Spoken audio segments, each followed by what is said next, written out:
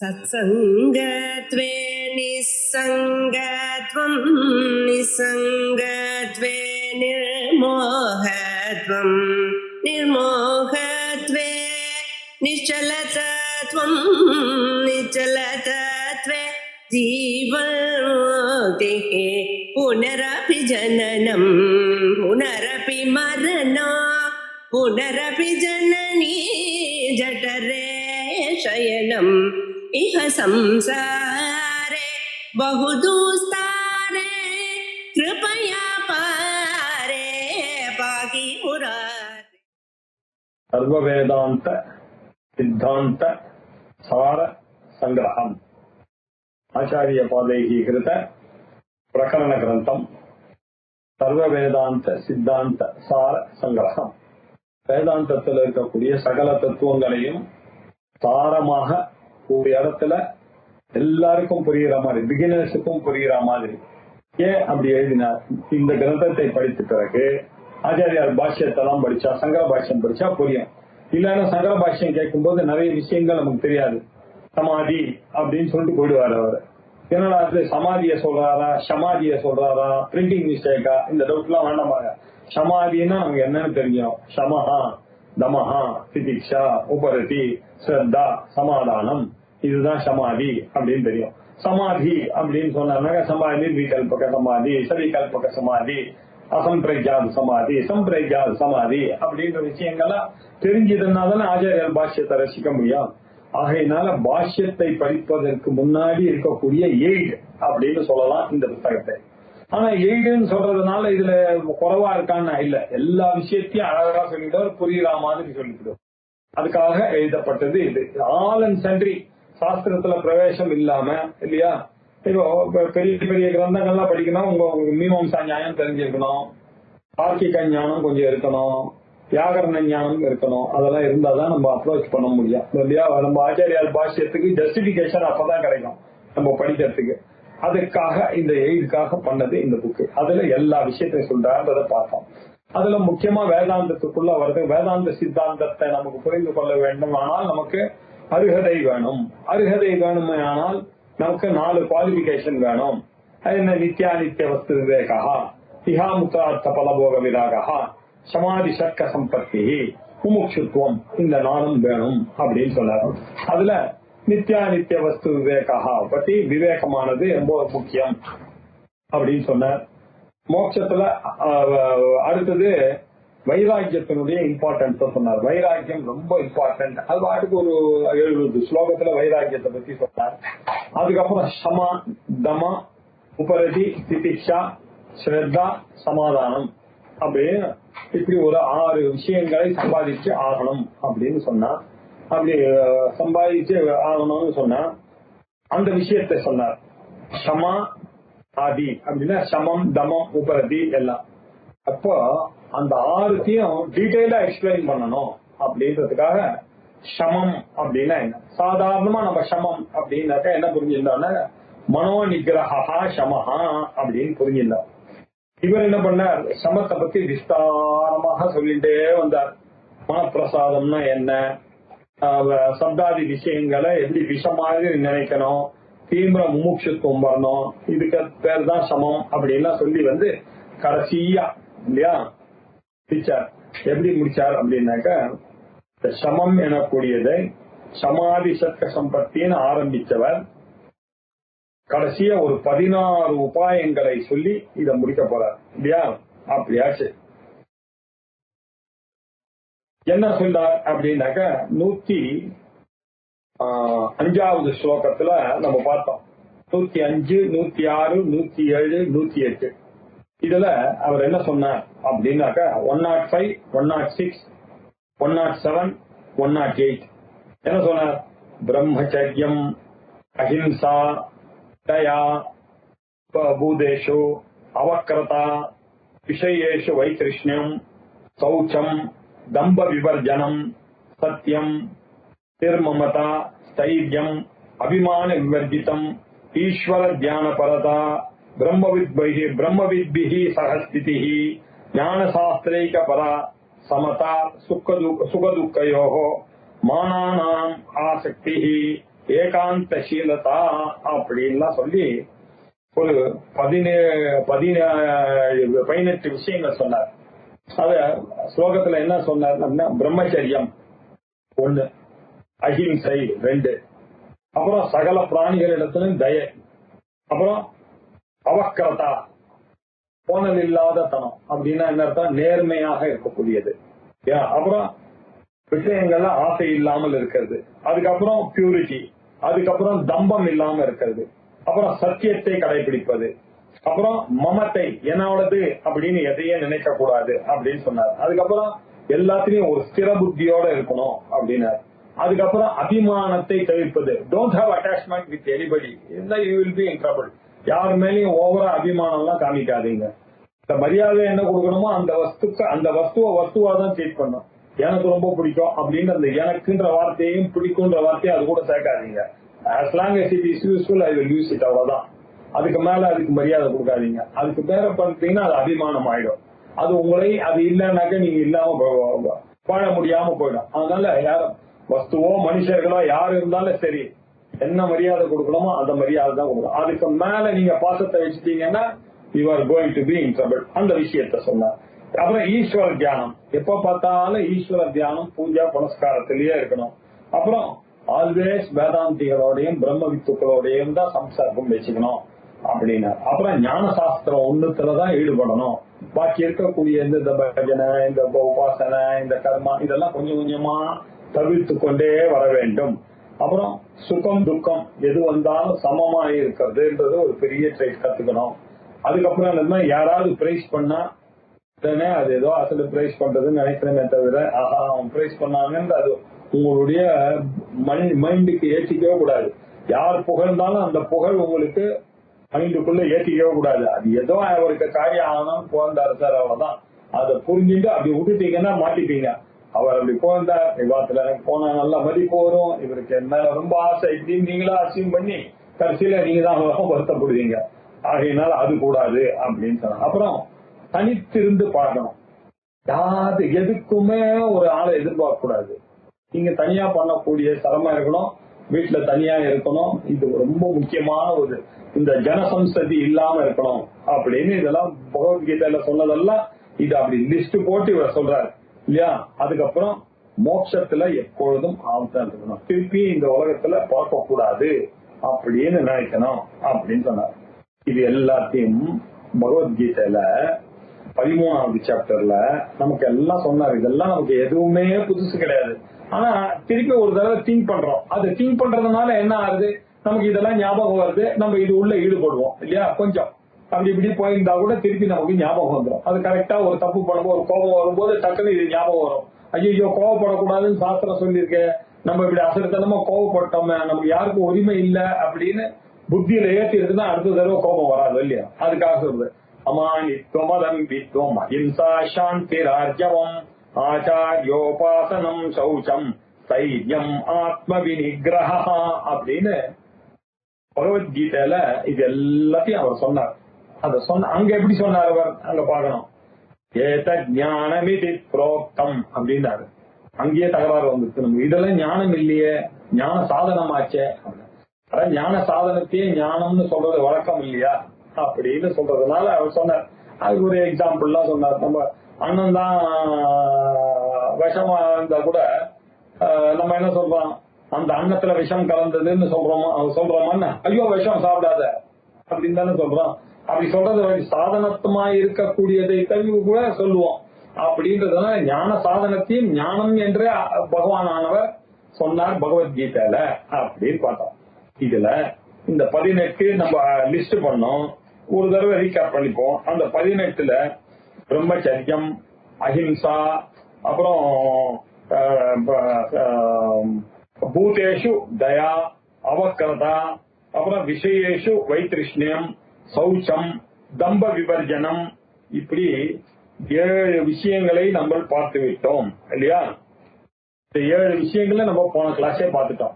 இப்ப நாம பார்க்க வேண்டியது அந்த 8வதாக சொன்ன சத்தியம். 106வது ஸ்லோகத்தில் இருக்கக்கூடிய சத்தியம், நிர்மமதா, ஸ்தைரியம், அபிமான விவர்ஜனம், ஈஸ்வர தியான பரதா, பிரம்ம வித்பிஸ்ஸஹஸ்திதிஹி அப்படின்ற ஸ்லோகத்தினுடைய வியாக்கியானம் இப்ப ஆரம்பிக்கிறது எங்க 118.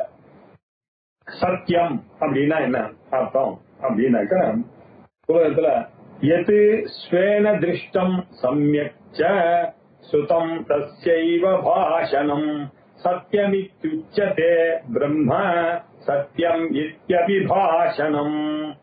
ஸ்வேன எது சம்யக் திருஷ்டம், எது சத்தியம்? நாம கண்ணால பாக்குறது சத்தியம்.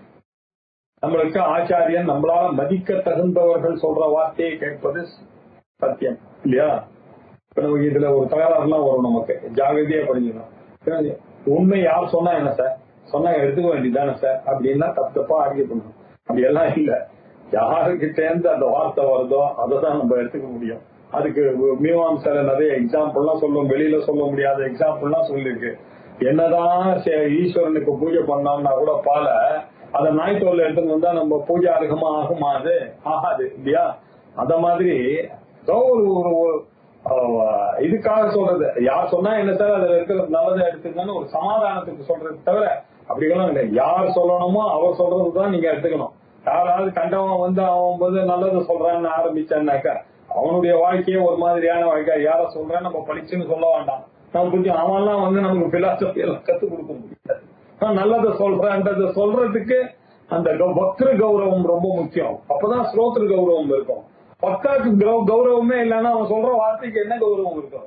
பக்திரு கௌரவம் இருக்கணும் இல்லையா? வஸ்து கௌரவம் இருக்கணும், ஸ்ரோத்ரு கௌரவம் இருக்கணும். இப்படி இருக்கக்கூடியதுதான் சத்தியம், உண்மைன்னு எடுத்துக்கணும். இதெல்லாம் புரிந்து கொள்ள வேண்டும் இல்லையா? இப்ப இருக்கிறவர்கள் தான் ஏதோ பேசுறேன்றதுக்காக இதுக்கு எதையாவது எழுதிறாங்க. அதெல்லாம் சாஸ்திர விருத்தம். சாஸ்திரத்தை நல்லா பிடிச்சவா என்ன சொல்றான்றத கேட்கணும், அதுதான் மொழி கேட்கணும். பெரியவர்கள் நல்லவர்கள் சிஸ்டர்கள் என்ன சொல்றார்களோ அதுதான் பிரமாணம். ஆல் அண்ட் சன்றி சொன்னதெல்லாம் பிரமாணமாக ஆகாது இல்லையா? ஆகையினால எது ஸ்வேன திருஷ்டம், நம்மளா பார்க்கணும். சம்யக்ஷ ஸ்ருதம் அப்படின்னா என்ன அர்த்தம்? இப்படி யாரிடத்திலிருந்து கௌரவமாக இருக்கக்கூடியவர்களுடைய வாயிலிருந்து வந்த கௌரவமான விஷயங்கள் நம்ம கேட்கறது எதுவோ, நேரில் பார்த்தது, அந்த நம்பிக்கையோட உண்மை பேசக்கூடிய அந்த ஒரு ஃப்ரெண்டு கிட்டயோ இல்ல சிஸ்டர்கள் கிட்டயோ ஒரு சுவாமியார்கிட்டயோ அப்படி இருக்கக்கூடிய சாஸ்திரத்தை வாசித்தவர்கள் அவர்கள் சொல்லுவதுதான் கரெக்ட். செய்வ பாஷணம் இல்லையா? அத சொல்றதுதான் உண்மையான சத்தியம் இல்லையா? நாம எதை பார்த்தோமோ பார்த்தது உண்மை, அது நம்ம சொல்லிதான் ஆகணும். எது நல்ல விஷயங்கள்லாம் ஒரு பெரியவர் சொல்ல கேட்டு அதுதான் கரெக்ட்னு நம்ம நம்பி அதை தான் நம்ம எடுத்து சொல்லணும் அடுத்தவருக்கு.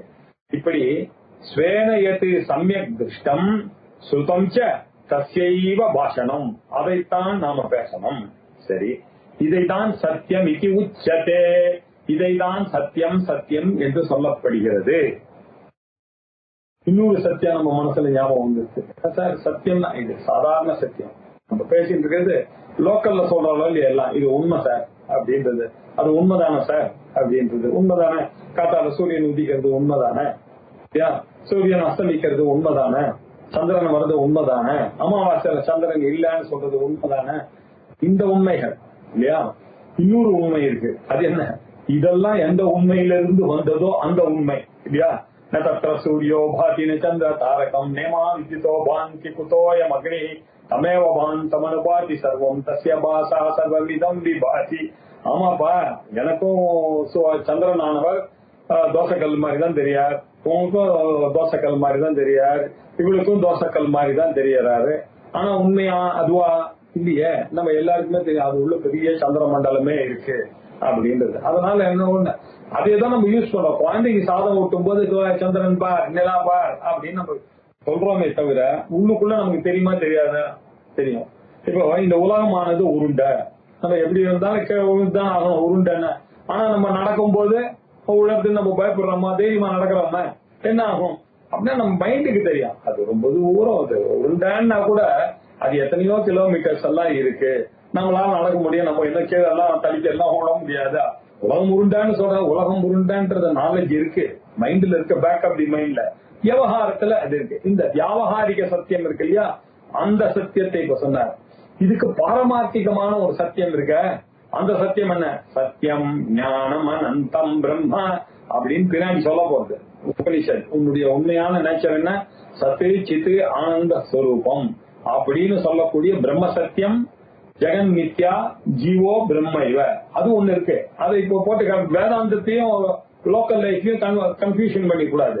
விவகாரத்தை பத்தி பேசும்போது விவகாரம், வேதாந்தம் பேசும்போது வேதாந்தம், அதையும் இதையும் போட்டு கண்டுபிடிக்க முடியாது. அப்பா பையனை கண்டுபிடிச்சேன்னு அப்பா எல்லாருமே பிரம்மன்னாக்கா அப்புறம் ஏன்பா நம்ம தப்பு பண்ண திட்டுறீங்க அப்படின்லாம் கேட்பான் இல்லையா? இப்படி எல்லாம் கேட்கக்கூடாது. வேதாந்தத்தை வேதாந்தத்தோட வச்சுக்கணும், இங்க வச்சுக்கணும். வேதாந்த சத்தியத்தை ஆனா மறக்க கூடாது. சொல்லி கொடுக்கும் போது சந்தியாவந்தனத்துல என்ன சொல்லிட்டான், அதை பண்ணு இதை பண்ணு, சந்தியாயன அவன ஆசிதாயனமா அனந்தாயனமா கேசவாயனமா, அப்புறம் அவனுக்கு பாபங்கள்லாம் வரும்பா, சூரியஷ்டமா மன்யுஷ்டமன்யுகதேஷ்டமன்யுகதேபியா பாபேபியா, அதையும் சொல்லி கொடுப்போம். இப்ப நீ 3 தடவை ராட்சசர்கள்லாம் கரெக்டா இந்த சமயத்துக்கு வந்துருவாங்க. அந்த சமயத்துல நீ தூங்கி இருந்தானாக்கா குடும்பத்துக்கு ஆகாது. நீ 3 தடவை காயத்ரி சொல்லி பண்ணு. இந்த மாந்தாத்தா எனக்கூடிய ராட்சசர்கள் உங்க வீட்டை சுத்தின்னு இருப்பார்கள். இவர்களை ஓட வைக்கணும்னா உங்ககிட்ட இருக்கக்கூடிய ஒரே ஆயுதம் காயத்ரி சொல்லி கையில விடு அப்படின்னு சொல்லி வியாபாரிகமா சொல்லிட்டே வரும். டக்குன்னு நிறுத்திட்டோம். அசௌவாதித்யோ பிரம்மா பிரம்மைவ அகமத்மி, நானே இந்த பிரம்மைவ சத்தியம் அப்படின்றதையும் உங்களுக்கு டீச்சிங்.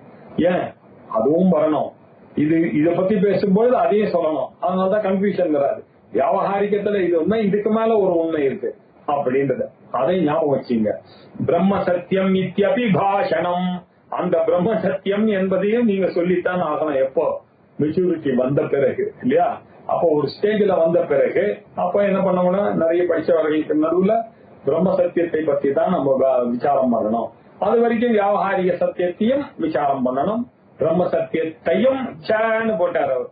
பிரம்ம சத்தியம் இத்தியபி அபி, பிரம்ம சத்தியம் எனக்கூடியதையும் பாஷணம் அப்பி, அதையும் சொல்வதும் சத்தியம் தானே, அதையும் நீ பண்ணணும். பிரம்மம் ஒண்ணுதான் சத்தியம், ஜெகத்தானது நித்தியை அப்படின்னு சொன்னார். ஜெகத்து உண்மையில வச்சுட்டு இருக்கும் பொழுது வியாபாரிக சத்தியம், ஜெகத்து பொய்ன்றத பேசும்பொழுது பிரம்ம சத்தியத்தை பத்தி பேசணும். இப்படி புரிந்து கொள்ள வேண்டும் அப்படின்னு சொன்னார். இது சத்தியம். இப்ப 8வது சத்தியமானது முடிஞ்சு போச்சு. பிரம்மச்சரியம், அஹிம்ச, ஜய, அவக்கிரதா, விஷயங்கள் ஆசை இல்லாம இருக்கு, சௌச்சம், தம்ப விவர்ஜனம், சத்தியம் ஆச்சு. 8 ஆச்சு. 9வது என்ன? மமதா. மமதா அப்படின்னா அர்த்தம் என்னுடையது என்ற அகந்தா, நான் எனக்கூடிய எண்ணம். மமதா என்னுடையது எனக்கூடிய எண்ணம் இல்லையா? மமதான்னு பேர் வச்சுக்கலாம் பாருங்க. மமதான்னு, மமதா தான் அது. மமதா அப்படின்னா என்னுடையது அப்படின்ற எண்ணம். இது கூடவே கூடாது அப்படின்னு சொல்றாரு. என்ன சொல்ற? மமதா மமதா இல்லாமல் இருக்கக்கூடிய நிர்மமதா. ஆக்சுவலா அதுக்கு என்ன நிர்மமதா அப்படின்னா மமதை இல்லாமல் இருக்கு. அதனால நிறைய விஷயங்கள் நமக்கு சகஸ்நாமத்துல படிக்கும் போது நமக்கு ஞாபகம் நிஷ்கலாய நமஹ, நிருப்பமாய நமஹ எல்லாம் வருது இல்லையா? நிஷ்பாபாய நமஹ, நிஷ்குரோதாய நமஹ, குரோத சமன்ய நமஹ, நிர்லோபாய நமஹ. நிர்வன்னு சேர்த்துட்டீங்கன்னா என்ன அர்த்தம்? அதுக்கு ஆப்போசிட். மமதாக்கு ஆப்போசிட் நிர்மமதா. இந்த நிர்மமதாவை இப்ப சொல்ற.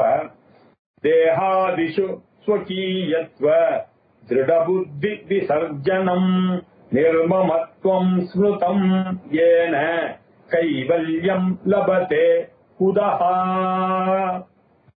தேகாதிஷு, தேகம் சரீரம் முதலியவைகளில் இல்லையா? ஸ்வகீயத்வ என்னுடையது என்ற எண்ணம் எல்லாருக்கும் இருக்கு.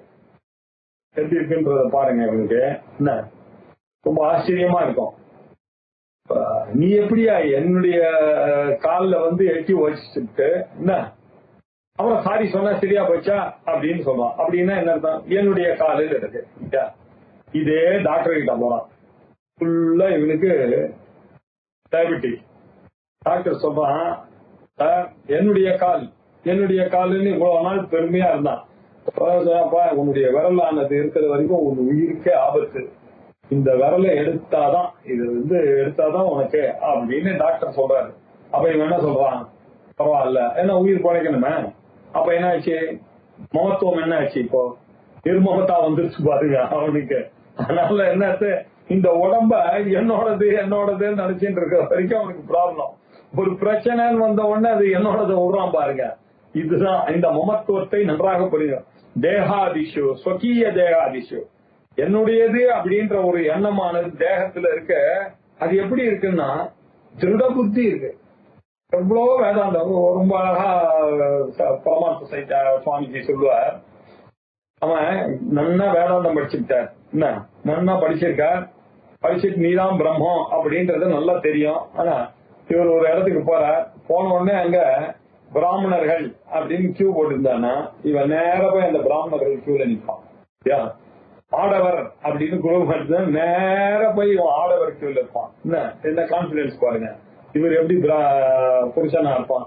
புருஷர்கள் ஸ்திரீகள் கியூ இருந்ததுன்னா இவன் யாரையாவது கேட்டானான்னு வந்து எல்லாரையும் வீட்டுல காமிச்சா, அப்பா நான் இப்ப இங்க நிக்கலாமா, இந்த கியூக்கு போலாமா நானு கேட்கவே இல்லையே.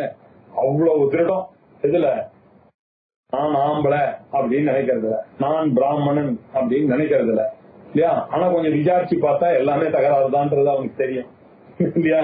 விசாரிக்காம இருக்கிற வரைக்கும் எல்லாம் கரெக்ட் தான். நீ பிராமணனா, you deserve to be here, நீ எல்லாத்துக்கும் பயப்படுற, நீ ஒரு ஆம்பளையா இப்படி எல்லாம் கேட்டீங்கன்னாக்க இல்ல இல்லையா. அப்படி இருக்கு. இப்போ நம்ம எவ்வளவு நேச்சுரலா போய் ஸ்திரீகள்னாக்க ஸ்திரீல போய் சொல்ல நிக்கிறான், ஆடவர்னாக்கா ஆடவர்ல போய் இருக்கணும். இப்படி உறுதியான ஒரு எண்ணமானது இருக்கு. இந்த எண்ணம் இருக்கு.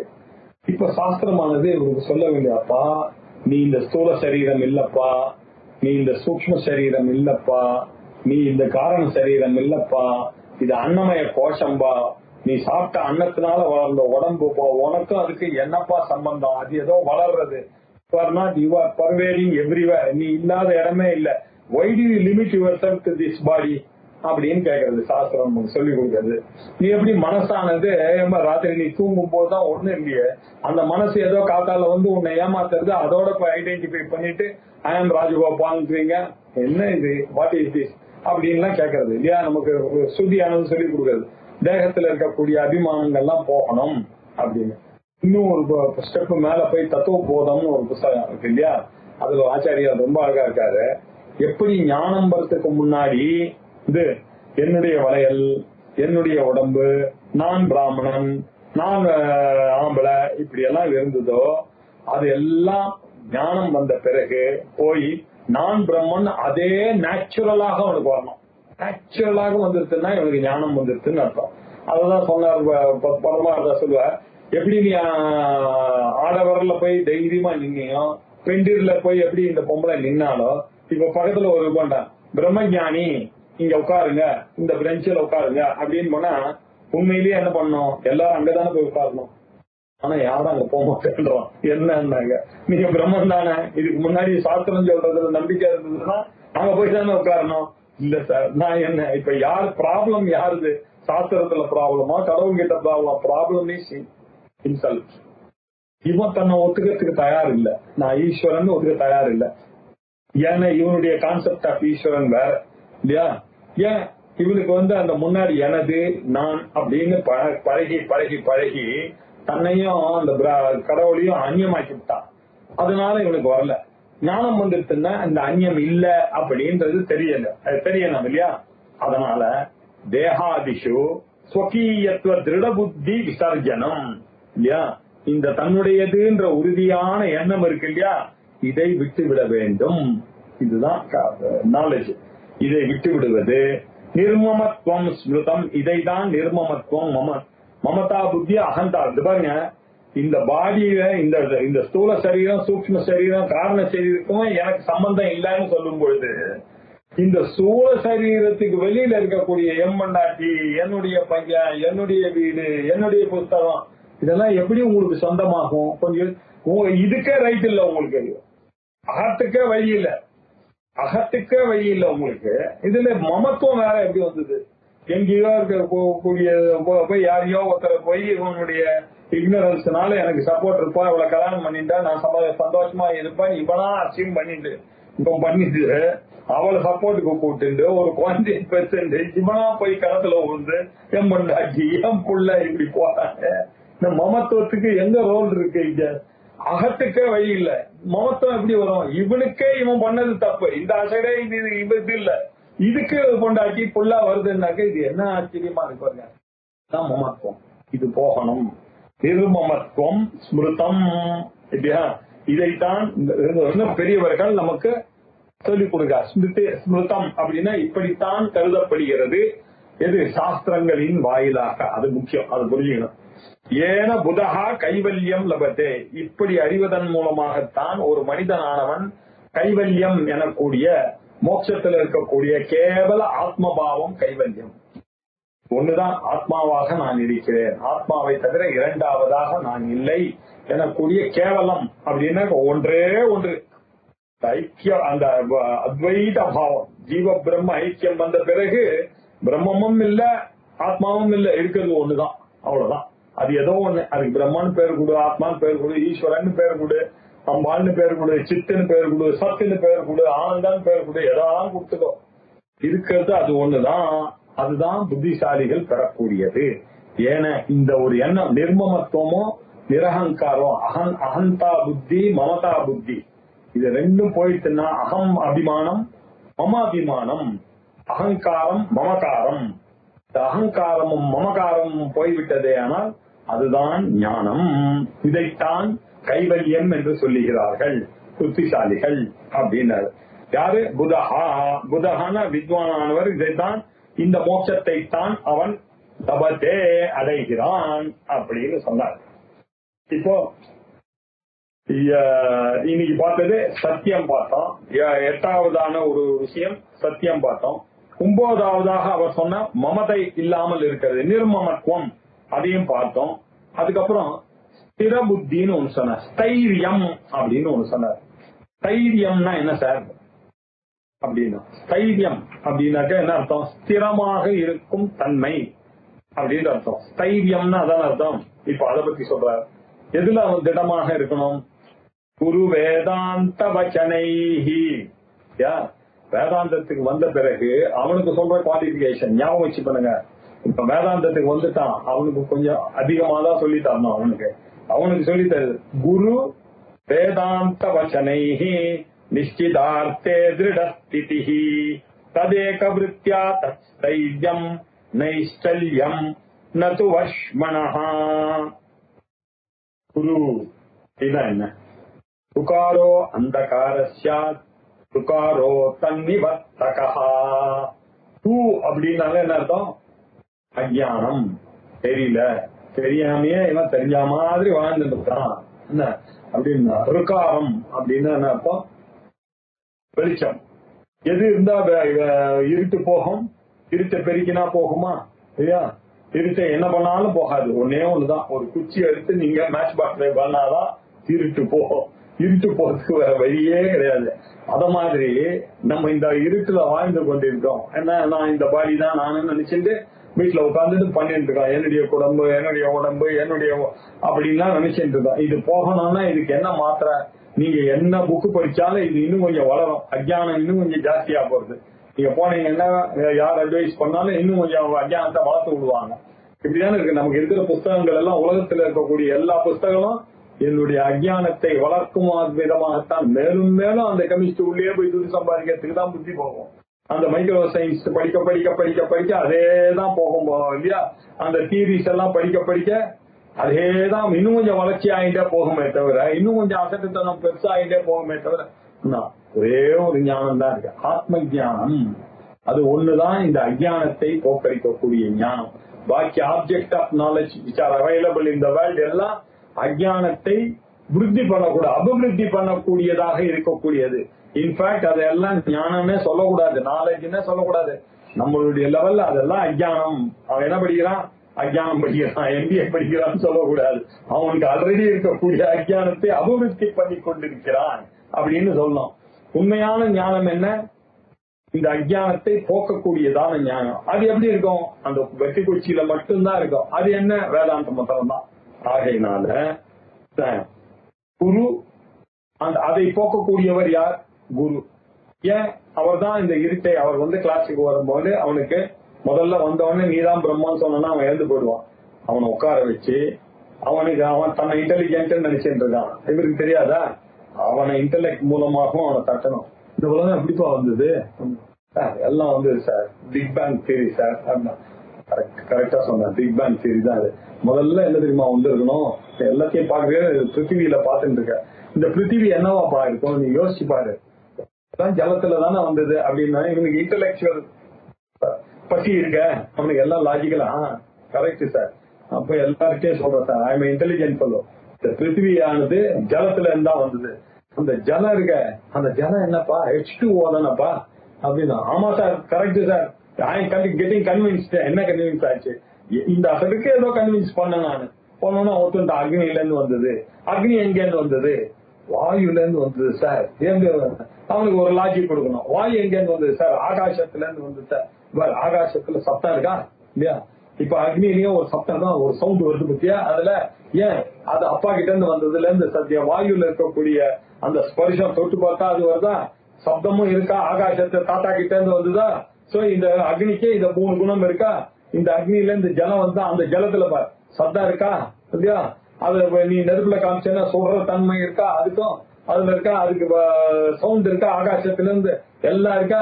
இந்த பிருத்திவியில பாரு எல்லாமே சேர்ந்து இருக்கா? அங்கே இப்படின்னு லாஜிக்கலா சொன்னோன்னே எஸ் அப்படி சொல்ல வச்சு புரிய வச்சு அப்படியே உட்கார வச்சு எல்லாம் பார்த்தா, அப்பா நீ அப்படி இருந்ததுன்னா எப்போதுமே இருந்திருக்கணும்ப்பா. நீ ஏன்பா தூக்கத்துல உனக்கு அந்த மைண்ட் ஆனது இல்ல? நீ மைண்டுன்றிய அந்த மைண்ட் நீ தூங்கும் போது எங்கப்பா போச்சு? நீ ஆம்பளையா பொம்பளையான்னு கூட தெரியாம தூங்கி இருக்கியப்பா. அப்படின்னா என்ன அர்த்தம்? உன்னுடைய மைண்ட் ஆனது ரெஸ்ட் எடுக்கும் பொழுது எதுவுமே தெரியல உனக்கு. காத்தால வந்த உடனே வருது. அதனால நீ ஆனவன் காலையில வர சாயங்காலம் போற, அதுக்கு நடுவுல ராத்திரி எங்க இருந்த நீ? உன் பாடி இருந்த உனக்கு தெரியுமா?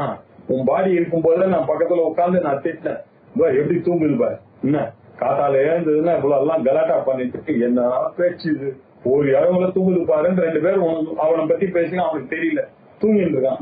என்ன இவரையே திட்டம் இல்லையா? அப்படின்னா என்ன அர்த்தம்? பிரஜை இல்லாத ஒரு ஆளு. நீ எப்படிப்பா அந்த பிரஜை இல்லாதவனா இருக்க? அது மாத்திரம் இல்ல, நான் முயற்சிந்தேன்னு உனக்கு தெரியறது, நான் திங்க் பண்றான்றது தெரியறது, நான் தூங்கினேன்னு தெரிஞ்சா நீ அதை விட வேறானவன் தானப்பா இருப்ப அப்படின்னு அவனை எடுத்துட்டு வந்து, அப்படிப்பட்ட எங்க இருக்கக்கூடிய பரம்பொருளாதானப்பா நீ இருக்கானோ அதனுடைய ரிஃப்ளெக்ஷன் உன் மைண்ட்ல இருக்கிறதுனாலதான் நான் சிதாபாசன், நான் ஜீவன் ஒண்ணு வந்ததுப்பா. அந்த ஜீவனுக்கு ஜீவத்தை எப்படி வந்தது? பிரம்மம் இல்லாமல் அந்த பிரம்மன் தாம்பா வந்திருக்கு அப்படின்னு சொல்லி அவனுக்கு இந்த கொஞ்சம் கொஞ்சமா அது ஏற்றி இல்லையா? நாராயண சுத்தத்தெல்லாம் அப்படி ஏற்றி அவங்க நீ வார சூகவத் கண்டி பீதாபா ஸ்வத்யனோபமா சசியாசிகாயா மத்திய பரமாத்மா வியவஸ்திதா, அந்த பரமாத்மா அங்கதான்பா இருக்கார், உன்னுடைய ஹிருதயத்துல இருக்கார் அப்படின்லாம் சொல்லி வச்சு, பரமாத்மா அங்க இருக்கார் இங்க இருக்கார் உள்ளவா அந்தர் பகிஷ்ட சர்வம் வியாபிய நாராயண ஸ்திதி நாராயண வியாபிய நாராயண அப்படின்னு அங்க உள்ள வெளிய என்பதெல்லாம் கிடையாதுப்பா. தத்துவங்கள்லாம் தான் உலக ரீதியை வைத்துக் கொண்டு உள்ளே வெளியே எல்லாம் நம்ம பேசிட்டு இருக்கோம் அப்படின்னு வேதமானது அப்பப்போ நமக்கு அசவாதித்யோ பிரம்மா பிரம்மைவாகம் அஸ்மி மாதிரி நம்மள கொஞ்சம் கொஞ்சமா நிறுத்தி கடைசியில இந்த வேதாந்தத்துக்கு வரவழைக்கிறது அப்படின்றத புரிஞ்சுக்கக்கூடிய பண்ணக்கூடியவர் யாரு? குரு. அதுக்கப்புறம் வேதாந்தம். இப்ப குருவை சொன்னதன் மூலமா அப்படியே வேதாந்த தத்துவத்தையும் சொல்லிவிட்டேன் இல்லையா? குரு வேதாந்தம் இது ரெண்டுத்திலயும் ஒரு விசுவாசம் இருக்கும் இல்லையா? ஏன் சார் விசுவாசம் இருக்கும் அப்படின்னா, எங்கேயுமே ஒரு நம்பிக்கையோட நீங்க போனாதானே சார் நீங்க வரும். நீங்க வாங்க என்னுடைய கிளாஸ கேளுங்க ஒரு நாள், உங்களுக்கு பிடிக்கலன்னா யூ ஆர் ஆல்வேஸ் கோயிங். அதுக்குள்ள அவசரப்பட்டு it is a very good class, நான் இதுக்காக தான் வந்தேன், இதுதான் சார் எதிர்பார்த்தேன், இந்த எமோஷனல் பெல்ட் எல்லாம் வேணாம், இருங்க முதல்ல கொஞ்சம் கிவ் மீ சம், ஒரு நம்பிக்கையோட வாங்க, அதுக்கப்புறமா நீங்க இருங்க, அதுக்கு மேலேயும் உங்களால முடிஞ்சதுன்னா கேளுங்க, இல்லனாக்க போங்க இல்லையா? இல்லனாக்க there is no point in my wasting time, your wasting time, போகலாம் அப்படின்னு ஒரு லிட்டில் அமௌண்ட் ஆஃப் நம்பிக்கை அவசியமா இருக்கு எந்த காரியத்துக்கும் இல்லையா? கல்யாணம் பண்ணிக்கோன்னாக்கா இவன் சரின்னு தலையாட்டுறான், எப்படி தலையாட்டுறான்? நான் கல்யாணம் பண்றதுக்கு அருகனாவா இருப்பேன் அப்படின்ற ஒரு நம்பிக்கையில தானே இவன் சாப்பிடுறான் இல்லையா? நாளைக்கு ஊருக்கு போவான் வரீங்களா அப்படின்னு கேட்டேன், அதுக்கு என்ன வரேன், நாளை வரைக்கும் இவன் உயிரோட இருப்பான்ற நம்பிக்கை இருக்கா இவனுக்கு? எப்படி வர்றேன்னா அந்த நம்பிக்கை இருக்கு சார், கொஞ்சமாவது அந்த நம்பிக்கை இருந்தாதான் வாழ்க்கையிலேயே வாழ முடியும். அந்த நம்பிக்கை நீங்க வேதாந்தத்துக்கும் வச்சுதானே ஆகணும், குருவுக்கும் வச்சுதானே ஆகணும். ஆகையினால அந்த நம்பிக்கையோட குரு வேதாந்த வச்சனை, குருவனுடைய வச்சனம் வேதாந்த வச்சனம், உபனிஷத் வாக்கியங்கள், இதுல நிச்சிதார்த்தே ஒரு நிச்சிதமான ஒரு அர்த்தம் இருக்கணும். இதை புரிந்து கொள்ள வேண்டும். சத்தியம் இதை தவிர வேறு எதுவும் சத்தியமாக இருக்க முடியாது அப்படின்னு ஒரு தீர்மானமாக தெரிந்து கொள்ளப்பட வேண்டிய விஷயத்துல திருடஸ்திதி இல்லையா? திருடமான உறுதியாக நிலைப்பது எதுவோ ததேக விருத்தியா, அதையே நினைத்து அதிலேயே அந்த வேதாந்தம் தான் சத்தியம். அந்த வேதாந்தத்தை பண்ணா அதுக்காக தான் ஆச்சாரியால் இவ்வளவு பெரிய மடங்கள்லாம் ஸ்தாபித்தார். அதுக்காக தான் இந்த மாதிரி ஒரு குடும்பத்துல என்ன பிறக்க வச்ச. அப்படி இருக்கக்கூடிய அந்த ஆச்சாரியாலை விட்டு விட்டு வேற எங்கேயாவது நான் போவேன்னா அப்படின்னு எல்லாருக்கும் ஒரு அட்டாச்மெண்டோட இருக்கோம் பாருங்க. அந்த குரு மேலேயும் வேதாந்தத்து மேலேயும் ஒரு நம்பிக்கை இருக்கணும், அதுலயே ஒரு பிடிப்பு இருக்கணும். அந்த பிடிப்பு இருந்ததுனால எல்லாத்தையுமே நம்ம கவனிக்க முடியும். எப்படி லௌகீகத்துல ஒரு காரியம் வைக்கணும், ஒரு கிளாஸ்ல சேர்ந்துட்டோம், சேர்ந்தாச்சுன்னாக்க அந்த பையன் ஒரு பிடிப்பு பிடிக்கிறான், எப்படியாவது இதை முடிச்சுதான் ஆகணும் இல்லையா. எங்க அப்பா கஷ்டப்பட்டு பணத்தை கட்டியிருக்காரு அப்படின்னு சொல்லியிருக்காரு இல்லையா, அப்படி பணத்தை கட்டியிருக்காரு நான் முடிக்கணும் அப்படின்னு. அதே மாதிரி வேதாந்தத்திலையும் அந்த ஸ்திதி வரணும் இல்லையோ, அதுதான் அவசியம் இந்த வேதாந்தத்துக்குள்ள வரக்கூடிய குவாலிஃபைடு ஸ்டூடெண்ட்ஸுக்கு. அதை பத்தி தான் இப்ப பேசிட்டு இருக்கோம் இல்லையா. அப்படிப்பட்டவனுக்கு திடஸ்திதி திடஸ்திதி, இப்படி வேதாந்தத்துல வரக்கூடியவர்களுக்கு திருடமான ஒரு ஸ்திதி வரணும். அப்புறம் இதைத்தான் ஸ்தைரியம் அப்படின்னு சொல்றது. ஸ்தைரியம் அப்படின்னாக்க திடமாக இருக்கக்கூடியது, திடமான ஒரு நிலையோடு இருக்கக்கூடியதுக்கு ஸ்தைரியம். ஸ்திரபாவம் ஸ்தைரியம், ஸ்திரமாக இருக்கணும் இல்லையா. அந்த குழந்தைய எடுத்துன்னு போய் உபநயனத்தன்னைக்கு உபநயனம் போடும்போது அம்மி மேல ஏற சொல்லி, அப்பா நீ இவ்வளவு நாள் உங்க அம்மா சாதம் ஊட்டினா வீட்டுக்குள்ள இருந்த உன்னுடைய லைஃபே வேற, இனிமே நாளைக்கு உன்னை கொண்டு போய் நான் வேத பாடசாலையில விட போறேன். வேத பாடசாலைக்கு போனேன்னா அங்க போய் உங்க அம்மா ஊட்டுறதெல்லாம் கிடையாது.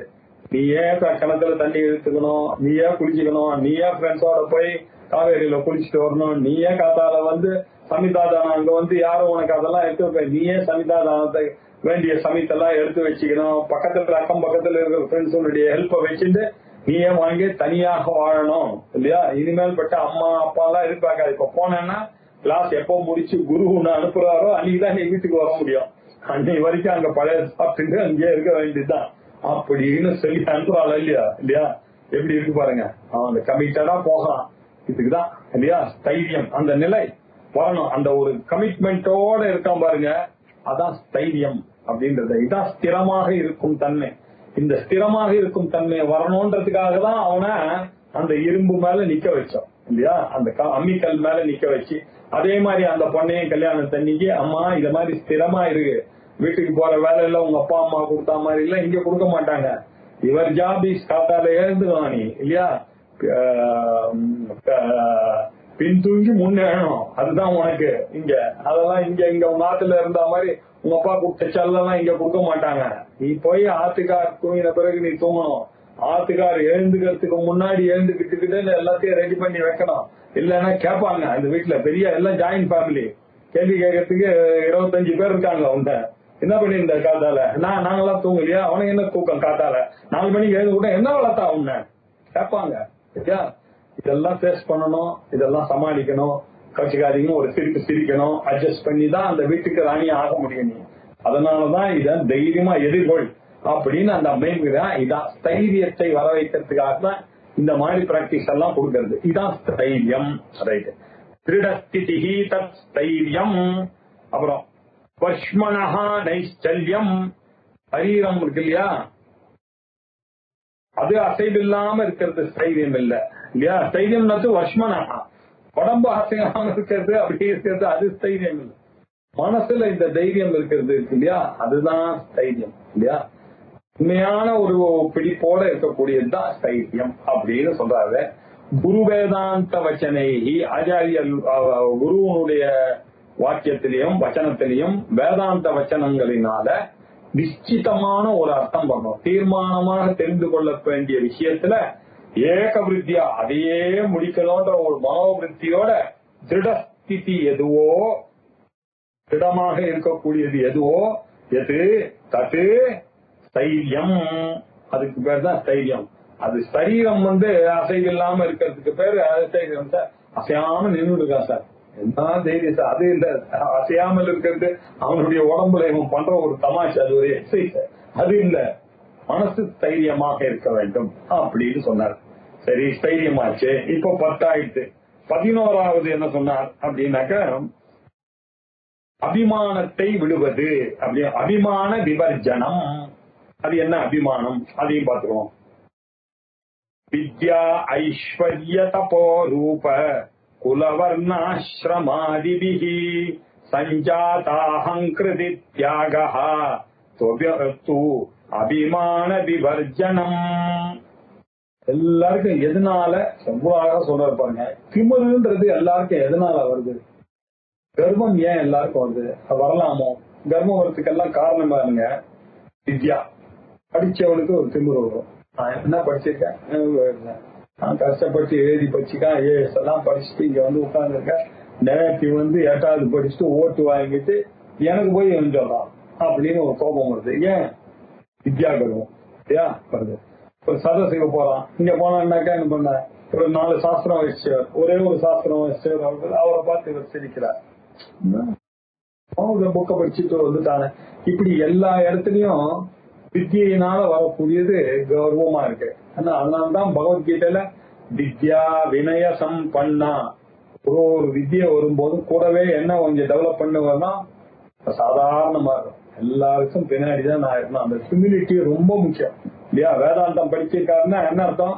அவர் ரொம்ப சாதாரணமா இருக்கணும். எவ்வளவுக்கு அவ்வளவு சாதாரணமா எல்லாரோடையும் இருக்கணுமோ அப்படி இருக்கக்கூடிய அந்த கர்வமே இருக்கக்கூடாது இல்லையா? வித்தியைக்கு இது ஒரு ப்ராப்ளம் இருக்கு. அந்த வித்தியான படிக்கும் போதே இதையும் கூட சேர்ந்து படிச்சுக்கணும். வேதாந்தத்துக்குள்ள வரும்போது நமக்கே இது புரியுதுன்னாக்கா, இப்ப நம்ம கூட இருக்கவாள்லாம் இதெல்லாம் படிக்கல, அதனால தெரியல. அவளை இது வந்தா எனக்கே புரியுதுன்னா அவளுகளை அவ்வளவு புரியும். நான் எப்படி அவளை விட பெரிய ஆளுன்னு நான் நினைக்க முடியும்? இப்படின்னு நினைக்கணும். ரிவர்ஸ்ல நினைங்க. இருக்காரு பக்கத்துல, அவர் ஒண்ணுமே படிக்கல, நான் படிச்சவான்னு நினைக்கிறத விட இப்படி நினைச்சு பாருங்க, எனக்கே தெரிய இந்த ஆள் முதல்ல படிச்சிருந்தாங்கன்னா how great he would have been more than me அப்படின்னு நினைக்கணும் இல்லையா? அதுதான் வித்யா. இல்ல அது போக்கக்கூடிய சக்தி. இப்படி வித்யா. அப்புறம் ஐஸ்வர்யம், செல்வத்தினால ஒரு நான் ரொம்ப பெரிய ஆளு அப்படின்னு என்ன நாடகாட்சி நீங்கி போச்சுன்னா இவர் ரிட்டையர் ஆகும்போது 3.5 லட்சம் சம்பாதிச்சிருப்பாரு. நான் எடுத்ததுலயே என்னுடைய கேரியர்லயே 2 lakhs 3 lakhs தான் ஆரம்பிச்சேன் அப்படின்னு நினைக்கிறதுனால ஒரு கர்வம் ஒண்ணு வருது. இந்த கர்வம் இது ஒண்ணு இருக்கு இல்லையா? அப்புறம் தபஹா இல்லையா? நான் இவ்வளவு தவம் பண்றேன், நான் என்னமா சந்தியாவந்தனம் பண்றேன், அவருக்கு என்ன சார் தெரியும்? எனக்கு ஒவ்வொரு பதத்துக்கு அர்த்தம் தெரியும் சார் சந்தியாவந்தனம். அதனால நான் பண்ற சந்தியாவந்தனுக்கு கீழே அனுமா இந்த ஆள் பண்ற சந்தியாவந்தனம் அப்படின்னு நினைக்கிறது. இதெல்லாம் கர்வம் இல்லையா? இதெல்லாம் யோசிச்சு பார்க்கணும். இப்படி இந்த தபஸ். அப்புறம் ரூபம், ஹைட்டு, நானு இவர் என்ன ஹைட்டு இல்லையா?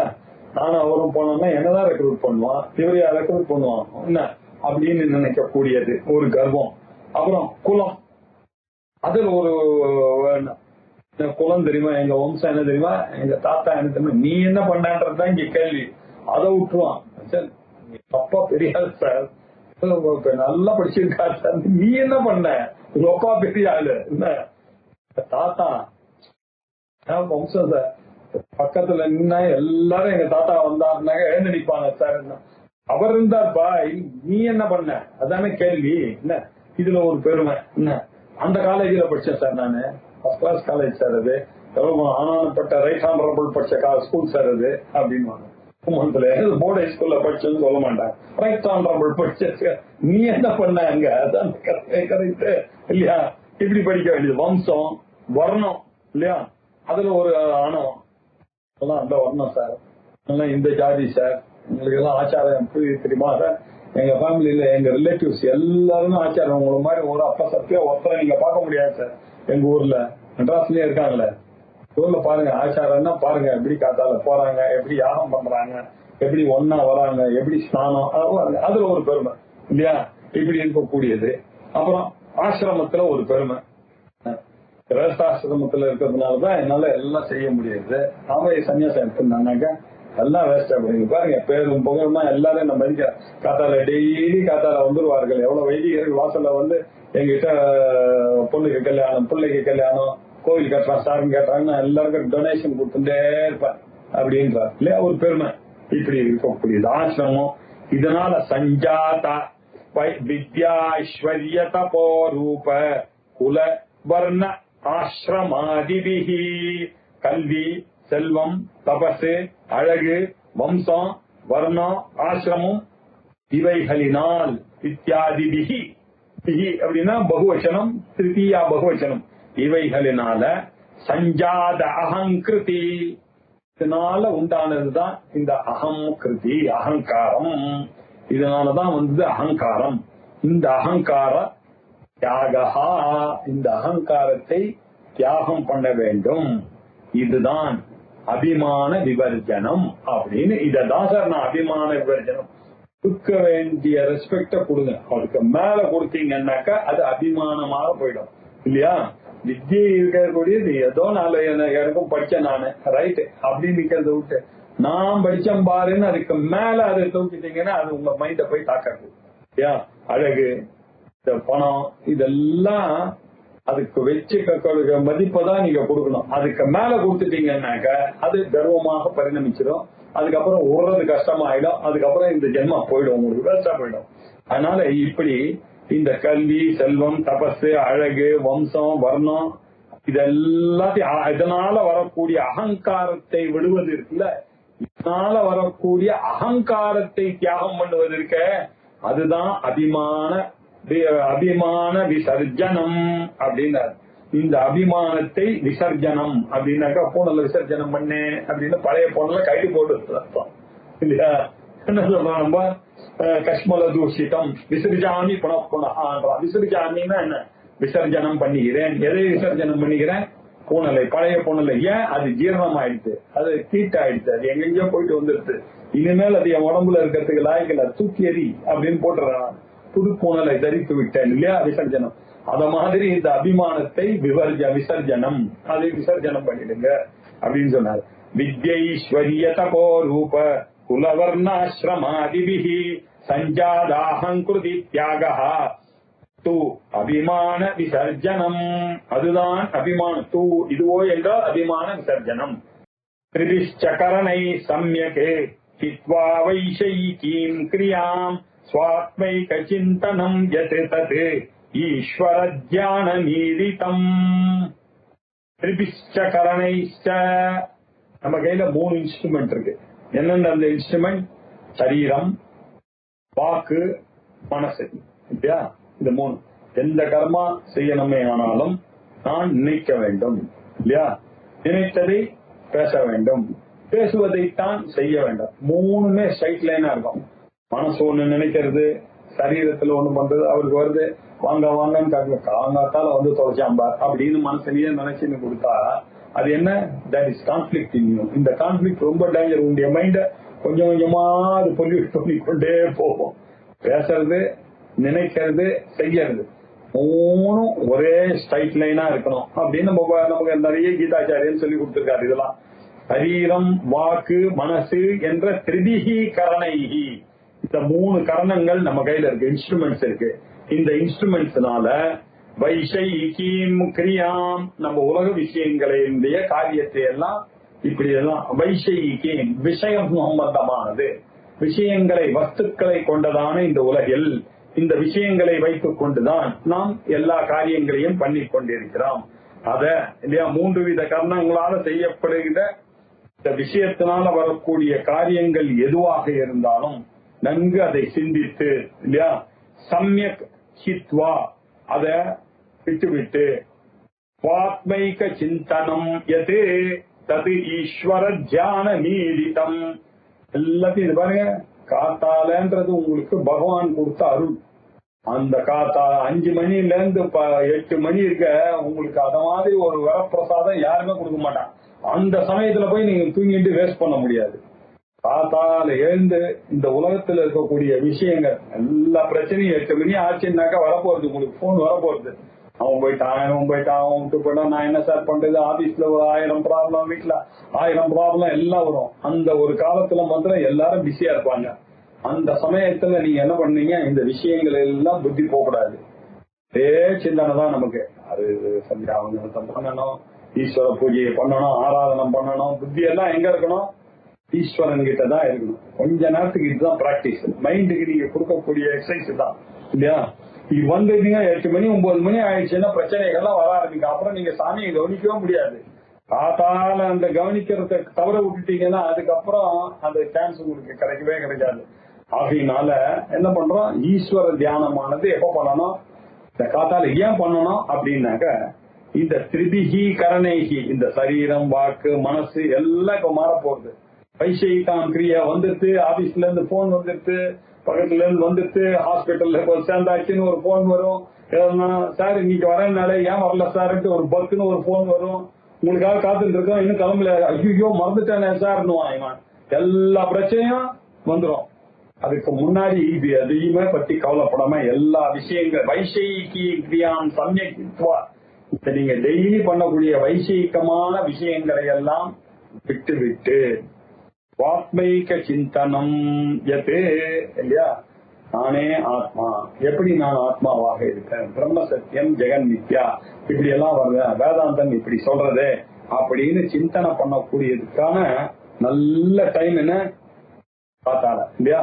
அந்த சமயம் எது தது ஈஸ்வர தியானம் ஈரிக்கம், இதைத்தான் ஈஸ்வர தியானம் அப்படின்னு சொல்றது.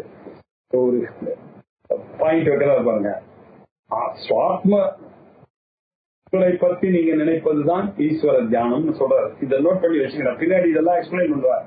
அதே எப்படி ஈஸ்வரனை பத்தி நினைக்கிறது நியாயம்னு சொல்லுங்க சார், நீங்க என்ன கப்புன்னு உங்களை பத்தி நினைக்கிறது தான் ஈஸ்வர தியானம்னு சொல்றாரு அப்படின்னு அப்படி வச்சுங்க. பின்னாடி இதெல்லாம் எக்ஸ்பிளைன் பண்ண போறாரு இல்லையா.